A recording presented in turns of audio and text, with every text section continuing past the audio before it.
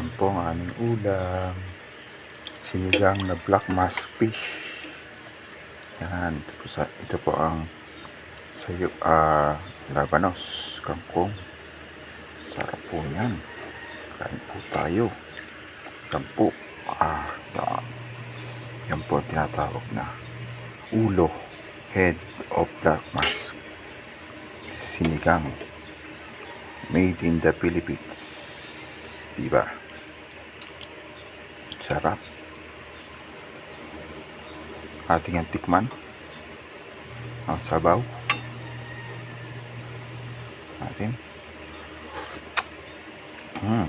Sarap.